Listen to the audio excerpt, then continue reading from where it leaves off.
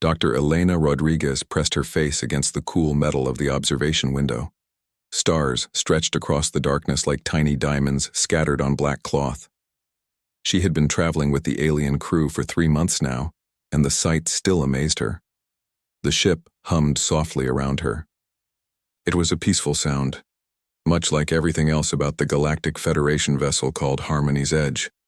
The aliens who built it came from worlds where violence was rare. Their ships reflected this gentle nature.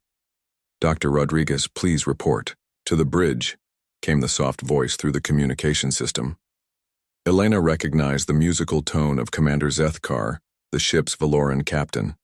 His people looked like tall, graceful deer that walked on 2 legs.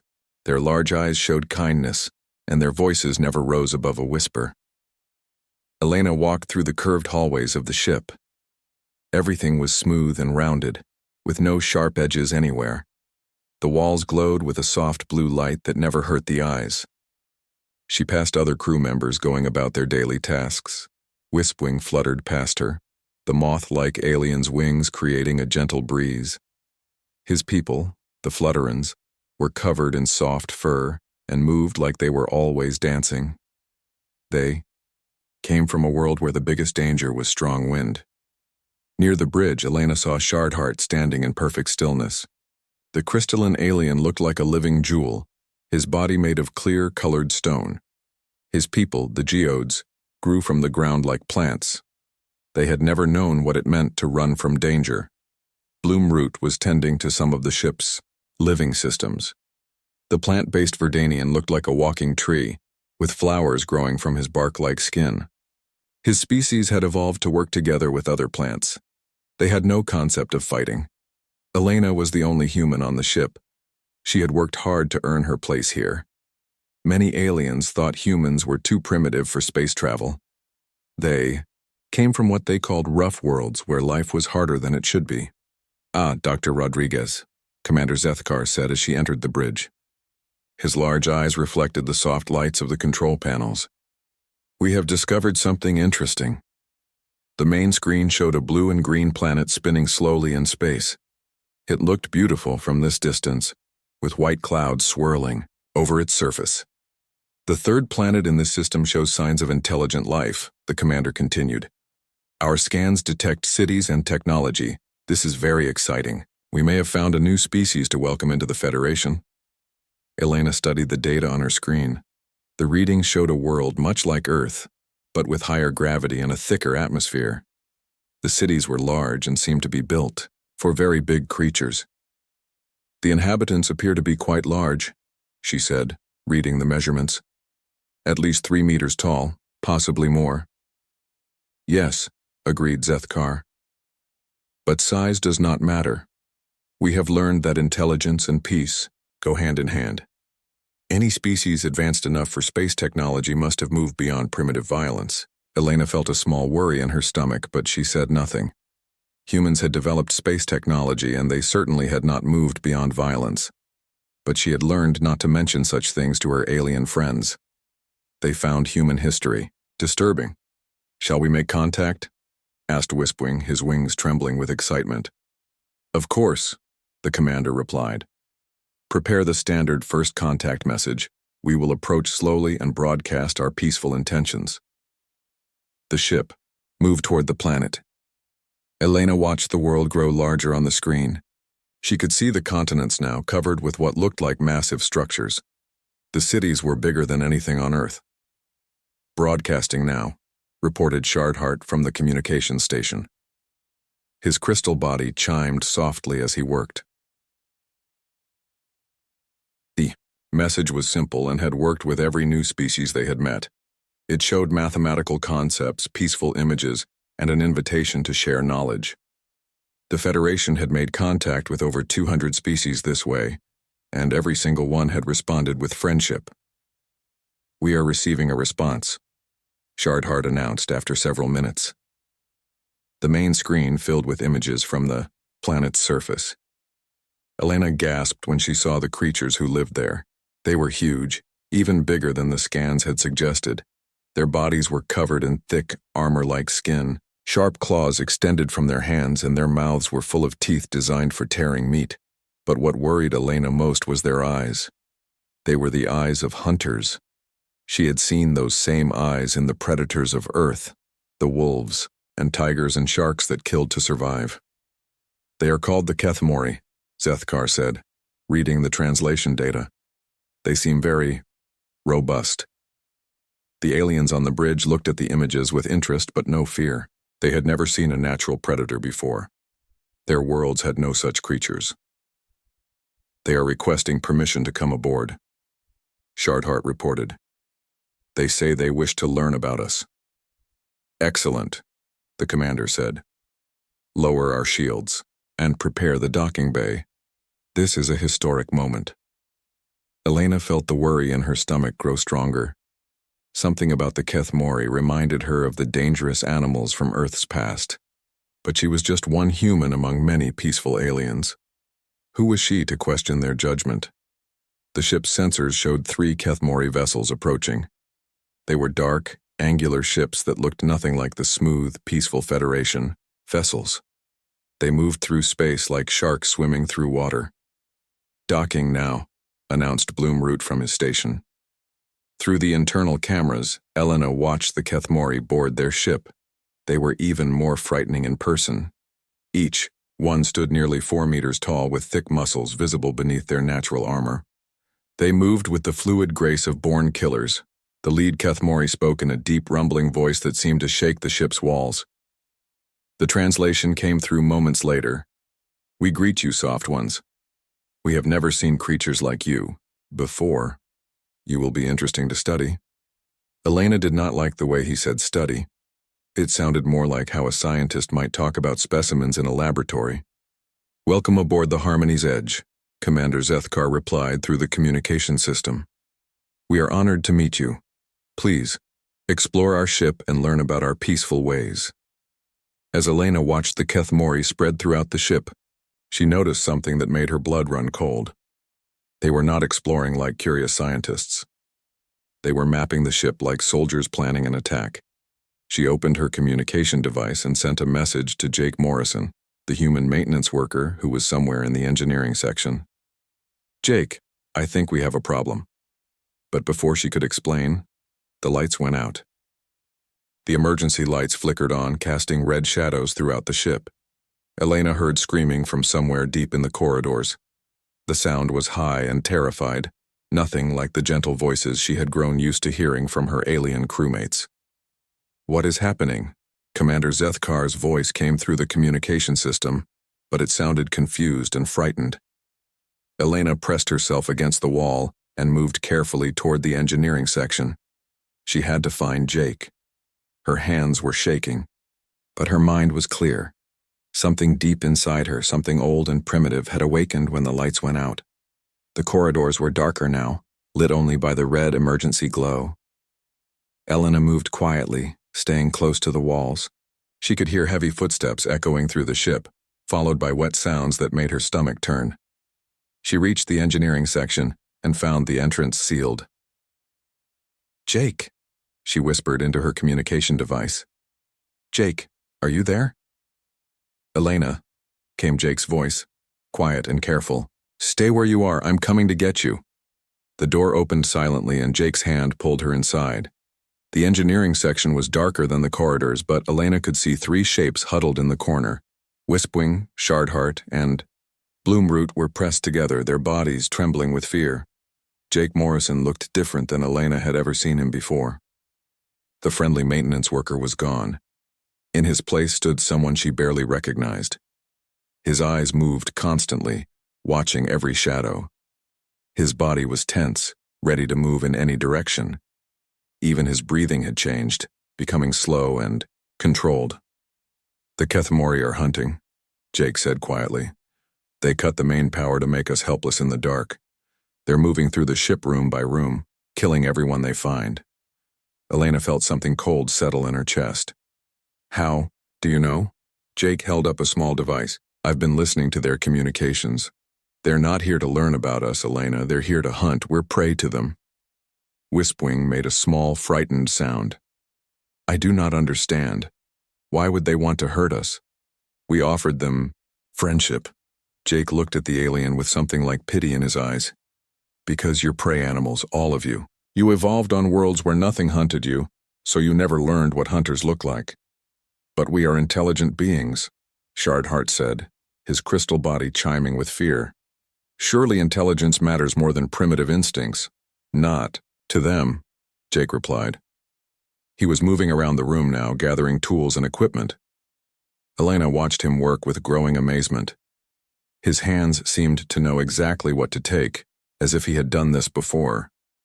Jake, what are you doing? She asked.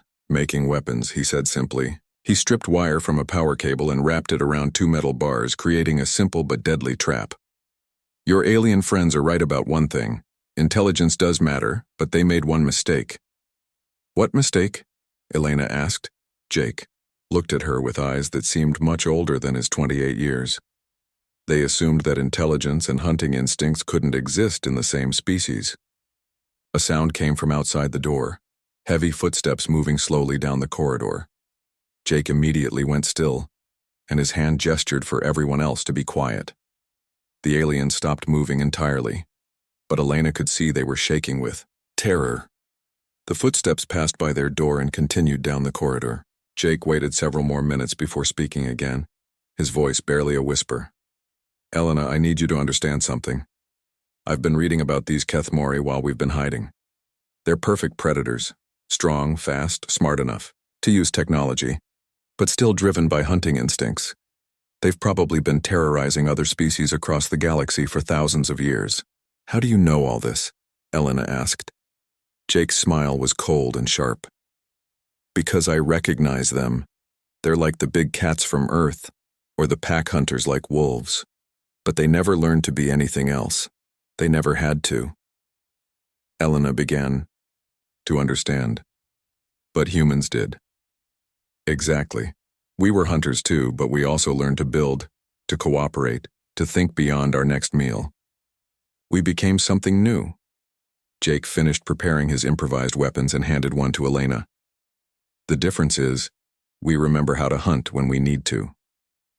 Another scream echoed through the ship, closer this time. It was cut short in a way that made Elena's blood run cold. They're getting closer, Bloomroot whispered, his flower petals closed tight with fear. Jake nodded. Elena, I need you to take our friends and hide in the ventilation system. There's an access panel behind that equipment rack. What about you? Elena asked, though she already knew the answer. I'm going hunting, Jake said. His voice was calm, but Elena could see something dangerous in his eyes now, something that had been sleeping for his entire life aboard peaceful Federation ships. Jake, you can't fight them alone. They're bigger and stronger than you. Jake picked up his weapons and moved toward the door. Elena, humans didn't become the top predator on Earth by being bigger and stronger than everything else. We did it by being smarter, more adaptable, and more ruthless when we needed to be. He paused at the door and looked back at the terrified aliens. Your species learned to be gentle because your worlds were gentle. Mine learned to be gentle despite our world being harsh. There's a difference. The door opened silently, and Jake disappeared into the red-lit corridor. Helena stared after him, realizing that in all her years of studying alien species, she had never truly studied her own. She helped the three aliens climb into the ventilation system, then settled down to wait. Through the metal walls, she could hear the heavy footsteps of the Kethmori as they continued their hunt. But now she could hear something else too, lighter footsteps moving with purpose through the ship. Jake was out there in the darkness, and for the first time since the attack began, Elena felt something other than fear.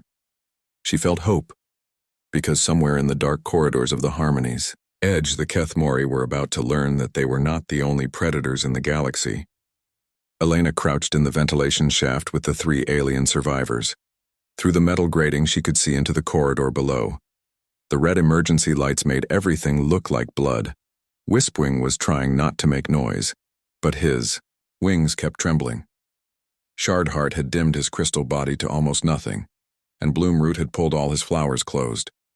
They were doing what their species had done for millions of years when faced with danger. They were hiding, and hoping the predators would pass by. A heavy footstep echoed in the corridor below. Elena pressed her face against the grating and saw one of the Kethmori walking slowly past. The creature was even more frightening up close. Its claws left scratches in the metal floor with each step. The alien hunter stopped directly below them. Elena held her breath and touched Wispwing's wing to keep him still. The Kethmori's head turned from side to side, and Elena could see its nostrils flaring. It was smelling the air, trying to detect prey. After what felt like hours, the creature moved on. Elena let out a quiet breath and checked her communication device. Still no word from Jake. Suddenly, a new sound came through the ship's speakers. It was Jake's voice, but he was not speaking to them. "Attention, Kethmori hunters," Jake said, his voice calm and steady. "My name is Jake Morrison. I am a human. You have made a mistake coming to this ship." Elena heard angry roars from somewhere in the ship. The Kethmori were responding to Jake's challenge. "You think you are the hunters here," Jake continued, "but you are wrong. You are used to hunting creatures that run and hide. You have never hunted something that hunts you back." More roars. Closer now. Elena could hear heavy footsteps running through the corridors. The Kethmori were moving toward Jake's voice. "Come and find me," Jake said. "Let me show you what a real predator looks like." The communication went silent. Elena stared at the grating, her heart pounding. Jake was deliberately drawing the hunters to himself, giving her and the aliens time to escape. But where could they go? 20 minutes passed in silence. Then Elena heard something that made her blood freeze. It was a Kethmori voice, but it was not roaring in anger. It was screaming in pain and fear. The scream was cut short by a wet sound. Then silence again. What was that? Wispwing whispered, his voice so quiet Elena could barely hear him. Before Elena could answer, Jake's voice came through the speakers again, but this time, he was speaking in the Kethmori language. Elena had studied enough alien languages to understand some of what he was saying. "One of you is dead," Jake said in their harsh tongue. "The others will follow. You came here to hunt, but now you are the prey." Elena heard something she had never heard before. The Kethmori were making sounds that were not roars or growls. They were calling to each other, high-pitched sounds that seemed filled with confusion and fear. "They are afraid," Shardheart whispered, his crystal body chiming softly. "I have never heard predators make sounds like that." Elena realized that the crystalline alien was right. The Kethmori were experiencing something their species had probably never felt before. They were learning what it meant to be hunted. Another scream echoed through the ship, this one from a different direction. Then another wet sound and silence. "Two down." Jake's voice came through the speakers. "How many of you are left? 3? 4? You should have stayed on your own world." Elena heard the Kethmori calling to each other more frantically now. Their communications were no longer the confident sounds of hunters coordinating an attack. They were the desperate calls of animals trying to find safety in numbers. "Elena," came Jake's voice through her personal communicator. "Are you and the others safe?" "Yes," she whispered back. "Jake, what are you doing?" "What humans do best," Jake replied. "I am adapting to the situation." Elena heard footsteps in the corridor below, but these were different. They were not the heavy, confident steps of hunters. These steps were quick and nervous. The Kethmori were moving in a group now, afraid to be alone. "They are packing together," Jake's voice continued through the communicator. "Just like frightened animals. They have never been hunted before, Elena. They do not know how to handle fear." Elena watched through the grating as 3 Kethmori came into view. They were moving back to back, their heads turning constantly to watch for threats. Their eyes, which had seemed so confident and predatory before, now darted around like those of frightened prey animals. "Jake, where are you?" Elena asked. "I am everywhere," Jake replied. "I am in the walls, in the shadows, in the sounds they cannot identify. I am using their own fear against them." Elena began to understand.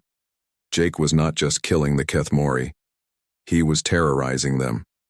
He was using psychological warfare, something that pure predators like the Kethmori could not comprehend. A new sound came through the ship's speakers. It was a recording Jake had made of the Kethmori death screams, played back slowly and distorted. The sound was horrible, designed to frighten and confuse. The 3 Kethmori in the corridor below froze. Elena could see their bodies shaking. They were making those high-pitched calling sounds again, but now they sounded like whimpers. This is what humans learn to do. Elena whispered to her alien friends. We learned to be afraid, so we learned to use fear as a weapon. I do not understand, Bloomroot said. How can fear be a weapon? Because, Elena said, watching the terrified Kethmori huddle together. When you are afraid, you make mistakes. And when you make mistakes, you die. Jake's voice came through the speakers one more time, but now he was speaking in the Federation's common language so all the ship's survivors could hear him. Elena, I want you and our friends to listen carefully. You are about to see something that no Federation species has ever seen before. You are about to see what happens when a thinking predator decides to hunt. Elena heard a new sound from the corridor below. It was the sound of something small and metal rolling across the floor. The 3 Kethmori looked down at it, confused. That is a fragmentation grenade, Jake said calmly. I made it from spare parts. You have 3 seconds to understand what that means. Elena quickly covered her eyes and pressed her hands over her ears. The explosion that followed shook the entire ship. When the sound faded, Elena looked down through the grating. The corridor was empty except for scorch marks on the walls. 3 more down, Jake said through the communicator. Elena, I think it is time for you and our friends to see what we have accomplished here. Elena helped the 3 aliens climb down from the ventilation shaft. They were all shaking, but not just from fear anymore. They were shaking because they had seen something that would change their understanding of the galaxy forever. They had seen a human hunt. 3 months later, Elena stood in the Great Hall of the Galactic Federation Council on Serenity Prime. The room was enormous, with seats for representatives from over 200 different species. The walls were made of crystal that caught and scattered light in beautiful patterns. Today the hall was completely silent. Elena looked out at the gathered aliens. There were the tall, graceful Aeolians with their feathered wings, the small, furry Niblins who lived in underground cities, the gas-based mistlings who floated in their containment suits. All of them were staring at her with expressions she had never seen before. They were afraid. Dr. Rodriguez, said Representative Calmwind of the Aeolian Collective. Her voice was shaky. Please tell us again what happened aboard the Harmony's Edge. Elena had told this story many times in the past, 3 months, but each time it became harder to believe, even for her. She looked at the datapad in her hands and began to read her report.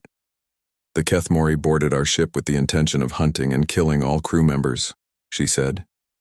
They are a predatory species that views other intelligent life as prey, animals. Several aliens in the audience made sounds of distress. Most Federation species had never even heard of such a thing. Jake Morrison, a human maintenance technician, successfully eliminated the entire boarding party of 12 Kethmori warriors using improvised weapons and tactical warfare. This is impossible, interrupted Representative Smoothstone of the Boulder Collective. His rocky body creaked as he leaned forward. No single being could defeat 12 trained warriors. Elena looked at Jake, who stood quietly beside her. He had not changed much in appearance since that day on the ship, but everyone who looked at him now saw something different. They saw danger. Perhaps Mr. Morrison could explain his methods, said the council speaker, a floating jellyfish-like creature called Drift Current. Jake stepped forward. His movements were calm and controlled, but Elena noticed that several aliens moved back in their seats. It was not difficult, Jake said simply. The Kethmori are predators, but they are not soldiers. They hunt prey animals that run and hide. They had never faced an enemy that fought back with intelligence. But they are much larger and stronger than you, said Calmwind. Jake nodded. Yes, but size and strength do not matter if you cannot use them effectively. I used the ship's layout. to create choke points where only one could attack me at a time. I used sound to confuse them and fear to make them panic. I turned their own hunting instincts against them. Elena watched the faces of the council members. They were trying to understand, but she could see that most of them could not. They had no concept of warfare or tactical thinking. The report also mentions psychological warfare, said the speaker. What does this mean? I made them afraid, Jake explained. Fear makes you stupid. When the Kethmori became afraid, they stopped thinking like hunters and started acting like prey. Once that happened, they were easy to kill. A wave of uncomfortable sounds went through the hall. The word kill was not often used in Federation meetings. Mr. Morrison, said Calmwind, her feathered crest raised in agitation. Do you understand what you are saying? You speak of killing and warfare as if they are normal things. Jake looked at her with those calm, dangerous eyes. On my world, they are normal things. Every human learns about them in school. We study the wars of our past so we can be better in the future. Elena stepped forward. Representatives, I think you need to understand something about humans. We evolved on a world where nearly everything was trying to kill us. We learned to fight back. She activated the holographic display in the center of the hall. Images of Earth appeared, showing lions chasing humans across grasslands, humans fighting, giant bears, humans using spears to hunt massive elephants. This is how humans lived for hundreds of thousands of years, Elena explained. We were not the biggest or strongest creatures on our world. We survived by being smarter and more adaptable than everything else. The images showed human tribes working together to bring down creatures 10 times their size. They showed humans making weapons, setting traps, and using fire as a tool of war. But you developed space travel, said Smoothstone. Surely you moved beyond such primitive behavior. Elena showed new images, human soldiers in modern uniforms, spaceships designed for war, weapons that could destroy entire cities. We brought our skills with us, she said. The same intelligence that helped us hunt mammoths also helped us reach the stars. We never forgot how to fight because our world never let us forget. Jake spoke again. Every human child learns about predators and prey. We learn about tactics and strategy. We learn that sometimes the only way to protect those you love is to be more dangerous than the things that want to hurt them. Elena noticed that several council members were now looking at their security devices. They were probably checking to see how many humans were currently in Federation space. Dr. Rodriguez, said the speaker, are you saying that all humans are capable of what Mr. Morrison did? Elena looked at Jake, then back at the council. Yes, some are better at it than others, but all humans have these instincts.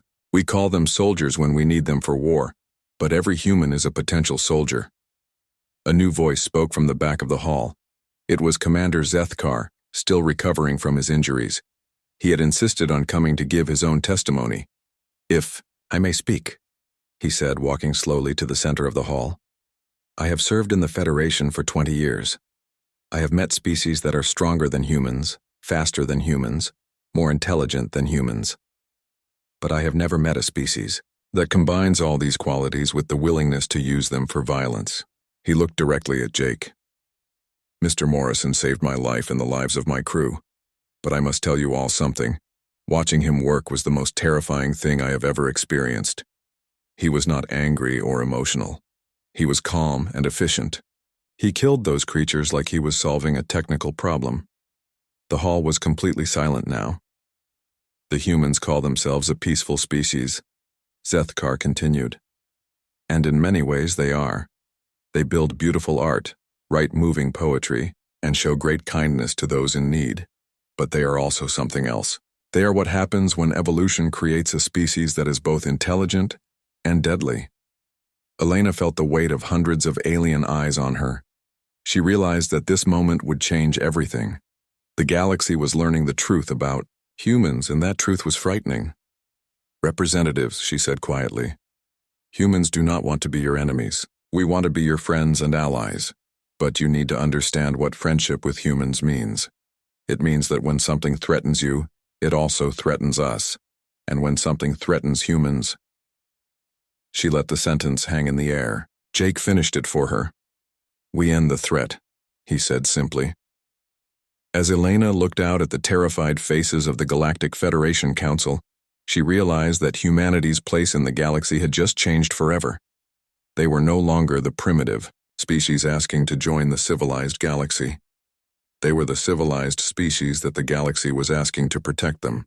6 months after the Federation Council meeting, Elena stood on the bridge of the UES Defiant.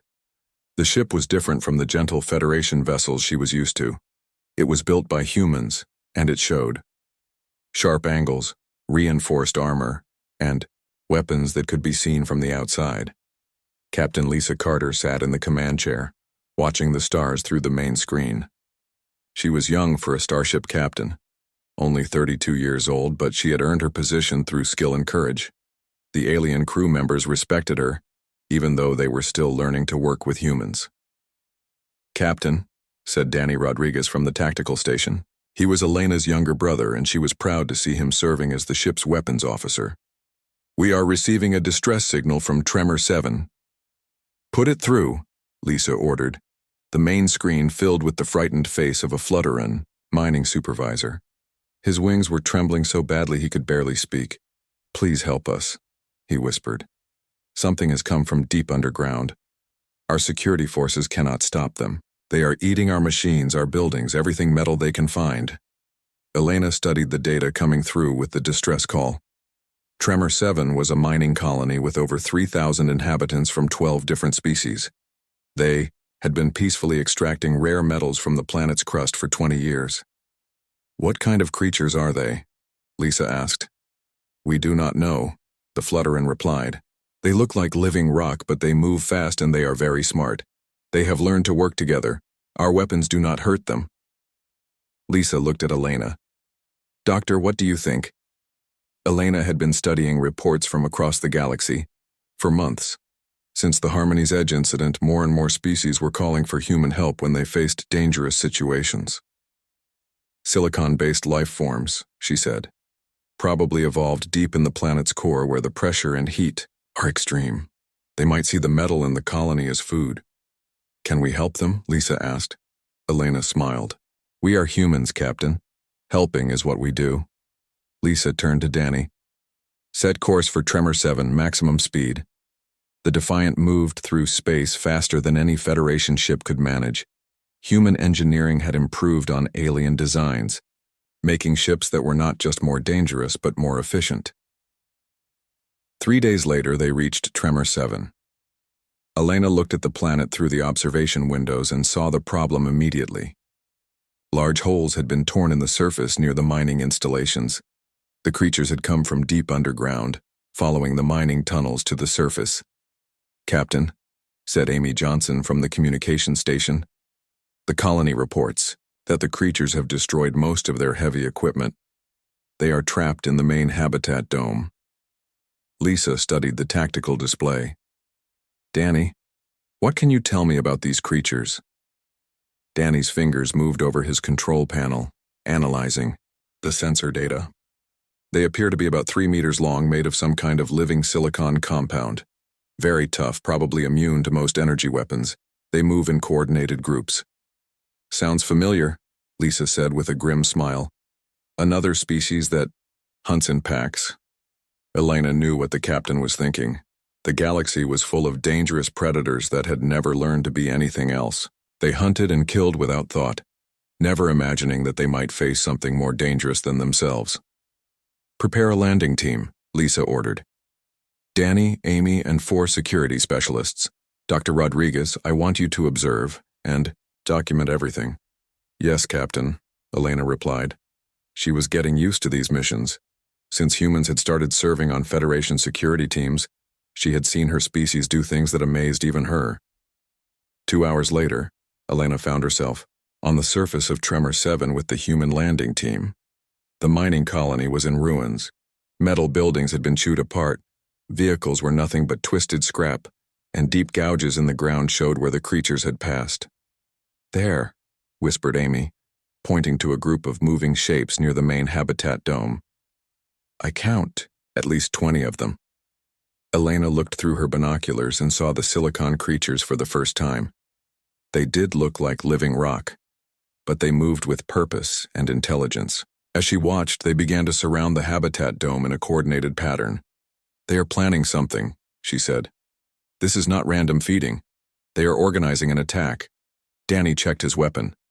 "Then we stop them before they can attack." Elena watched the human security team prepare for battle. Their movements were smooth and practiced. Each person knew exactly what to do without being told. They had trained for this kind of situation their entire lives. "Remember," Danny said quietly, "these things are tough, but they think like pack hunters. Confuse the pack, and you control the fight."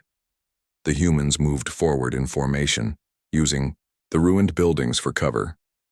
Elena followed at a safe distance, recording everything for her research. The silicon creatures noticed the humans approaching and turned to face them. Elena could see their crystalline eyes focusing on the small group of humans. To the creatures, 6 humans probably looked like easy prey. They were wrong. Danny fired the first shot, a plasma blast that struck the lead creature in what might have been its head.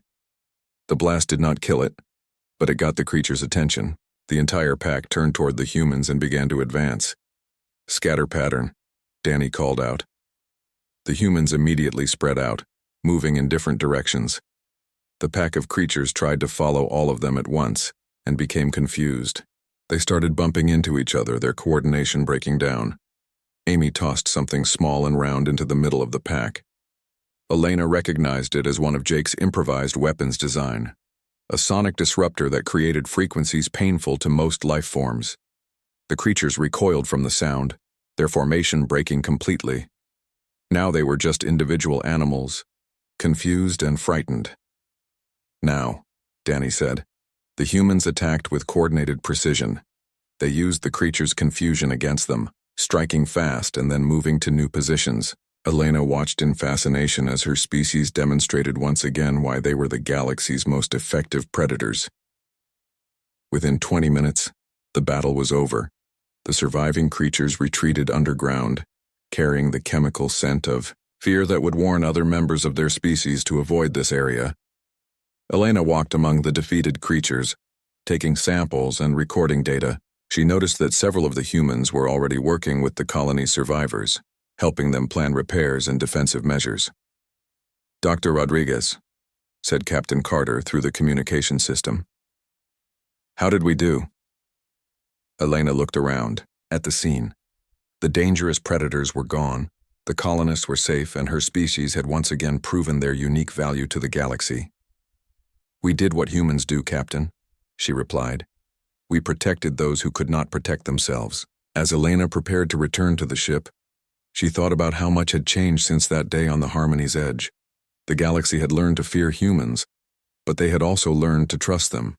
Humans were dangerous, yes, but they were dangerous, in service of something greater than themselves. They were predators who chose to protect instead of hunt, killers who chose to save lives instead of taking them. Elena smiled as she looked up at the stars. Somewhere out there, other dangerous species were learning what the Kethamori and the silicon creatures had learned. The galaxy had a new kind of predator now, one that hunted the hunters and protected everyone else. The age of humans had begun.